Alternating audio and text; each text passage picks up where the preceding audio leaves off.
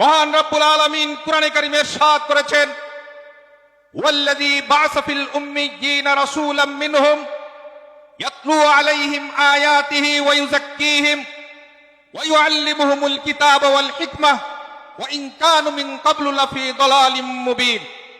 সাদাকাল্লাহুল আযীম। প্রিয় ভাই সব, মাদানী সাহেব এখানে যে মাদ্রাসা প্রতিষ্ঠা করেছেন, এই মাদ্রাসার মূল সিলেবাস হলো দুটি।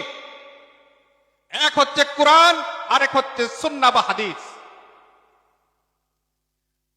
আমাদের প্রিয় নবী সাল্লাল্লাহু আলাইহি ওয়াসাল্লাম তিনি দুটি প্রতিষ্ঠান কায়েম করেছিলেন, শিক্ষা প্রতিষ্ঠান, একটা মক্কায় আর একটা মদিনায়। মক্কার শিক্ষা প্রতিষ্ঠানের নাম ছিল দারুল আরকাম, আর মদিনাটার নাম ছিল সুফা। সেই মাদ্রাসারও সিলেবাস ছিল মূলত দুইটি জিনিস, একটা হচ্ছে আল্লাহর কিতাব, আর একটা হচ্ছে রাসূলের সুন্নাহ। কিতাব কোরআন এবং হাদিস। বাংলাদেশে দুটি শিক্ষা ব্যবস্থার ধারা চালু আছে, একটি হচ্ছে মাদ্রাসা শিক্ষা, আরেকটি হচ্ছে জেনারেল শিক্ষা। মাদ্রাসা শিক্ষার মূল সিলেবাস হচ্ছে কোরআন এবং সুন্নাহ, কোরআন এবং হাদিস, রাসূলের সিলেবাসের সাথে একই ধরনের। আমরা একটু কম্পেয়ার করতে চাই বাংলাদেশের জেনারেল শিক্ষার আউটপুট এবং রাসূলের কোরআন সুন্নাহর শিক্ষার আউটপুট নিয়ে একটু তুলনা করতে চাই। রাসূল করিম সাল্লাল্লাহু আলাইহি ওয়াসাল্লামের দারুল আরকাম মাদ্রাসার ছাত্র ছিলেন হযরত আবু বকর সিদ্দিক রাদিয়াল্লাহু তাআলা আনহু। পরবর্তীতে তিনি খলিফাতুল মুসলিমিন, আমিরুল মুমিনিন হন, রাষ্ট্রপ্রধান, সরকার প্রধান হন। সরকার প্রধান হওয়ার পরেই কিছুদিন পরে তিনি তার অর্থ ভান্ডারের দায়িত্বে যিনি ছিলেন তাকে ডাক দিয়ে বললেন যে আমার বেতন কমিয়ে দাও, আমার সম্মানী কমিয়ে দাও। রাষ্ট্রের পক্ষ থেকে আমাকে যে সম্মানী দেওয়া হয়, আমার সংসার চালাতে এতটা লাগে না, অতএব তুমি আমার সম্মানী কমাও। আর আমার দেশের জেনারেল শিক্ষায় শিক্ষিত রাষ্ট্রপ্রধান, সরকার প্রধান, আর একজন পিয়নেই হয়েছেন 400 কোটি টাকার মালিক। রাসূল করিম সাল্লাল্লাহু আলাইহি ওয়াসাল্লামের মাদ্রাসা আরেকজন ছাত্র ছিলেন, তার নাম ওমর ইবনুল খাত্তাব রাদিয়াল্লাহু তাআলা আনহু। তিনিও শাসক হয়েছিলেন, রাষ্ট্রপ্রধান হয়েছিলেন, সরকার প্রধান হয়েছিলেন।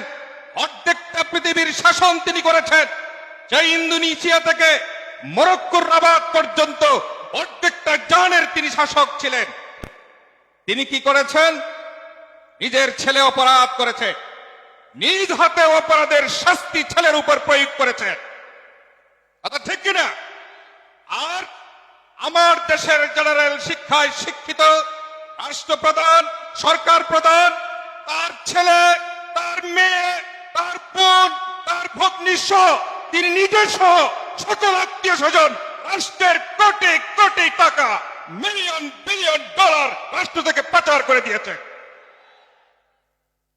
আমার নবীর মাদ্রাসার আরেকজন ছাত্র ছিলেন, ওনার নাম ছিল হযরত উসমান রাদিয়াল্লাহু তাআলা আনহু। জানেন তো আপনারা নাম? উনি ছিলেন সবচাইতে বড় ব্যবসায়ী এবং সবচাইতে বড় দানশীল। রাসূল বলেছেন, আসতাকুহুম হায়াআন উসমান, আমার উসমান হলেন সবচাইতে বড় দানশীল। আর তিনিও ছিলেন রাসূলের সেই মাদ্রাসার ছাত্র, দারুল আরকামের ছাত্র। আর আমার দেশের জেনারেল শিক্ষায় শিক্ষিত এস আলম, তারপরে সালমান এফ রহমান, ওরাও বড় ব্যবসায়ী হয়েছে, কিন্তু ব্যাংকগুলোকে ফতুর করে দিয়েছে, রাষ্ট্রের সমস্ত সম্পদ ওরা লুটপাট করে নিয়ে গিয়েছে।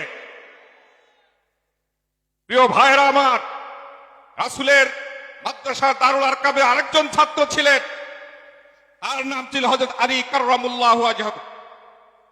রাসূল বলেছেন, আকযাহুম আলী, আলী হইলেন সবচাইতে বিচক্ষণ একজন বিচারক। আমার দেশের জেনারেল শিক্ষায় শিক্ষিত হয়ে একজন বিচারক আমরা পেয়েছিলাম, যিনি বিচার বিভাগকে কলঙ্কিত করেছেন, যার নৈতিকতা বলতে কিছুই ছিল না।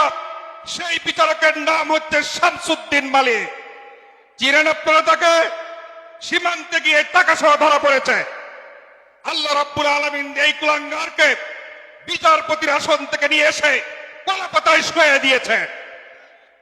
প্রিয় ভাইরা আমার, আরেকজন ছাত্র ছিলেন রাসূল করিম সাল্লাল্লাহু আলাইহি ওয়াসাল্লামের, তার নাম ছিল খালিদ বিন ওয়ালিদ। নাম শুনেছেন আপনারা? রাসূল করিম সাল্লাল্লাহু আলাইহি ওয়াসাল্লাম তার বীরত্বের কারণে তিনি ছিলেন সেনাপতি, সেনানায়ক, তাকে সাইফুল্লাহ উপাধি দিয়েছেন, আল্লাহর তলোয়ার বলে উপাধি দিয়েছেন।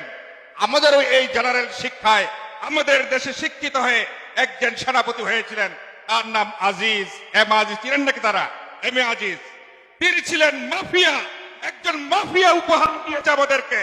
অতএব প্রিয় ভাইয়ের আমার, আমরা যদি মাফিয়ার কবল থেকে, লুটেরার কবল থেকে, সন্ত্রাসীর কবল থেকে যদি এই দেশকে রক্ষা করতে চাই, দাদাবাজের কবল থেকে দেশকে রক্ষা করতে চাই, তাহলে অবশ্যই এমন সরকারকে সামনে নিয়ে আসতে হবে যেই সরকার এই দেশে শিক্ষা ব্যবস্থাকে রাসূলের শিক্ষা ব্যবস্থার আদলে ঘরে সাজাবে।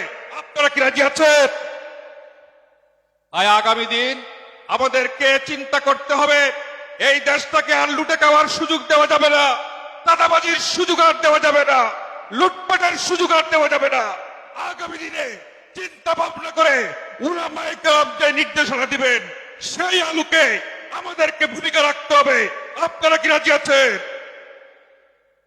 আমি আর কথা লম্বা করতে চাই না, আপনারা তো মেসেজটা বুঝে ফেলেছেন অলরেডি।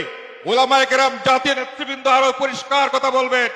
আগামী দিন ইনশাআল্লাহ শুধু উলামায়ের কাছে আমরা অনুরোধ রাখতে চাই, আপনারা ঐক্যবদ্ধ প্ল্যাটফর্মে আসুন। সমস্ত উলামায়ে কেরাম এখন একটি বাক্স দেন। আমরা তাওহীদি জনতা, এদেশের সাধারণ মানুষ, আমরা সকলেই উলামা কেরামের নেতৃত্বে আগামী দিন সামনে এগিয়ে যাব। আপনারা রাজি আছেন কিনা? আল্লাহ রাব্বুল আলামিন আমাদের সকলকেই কবুল করুন।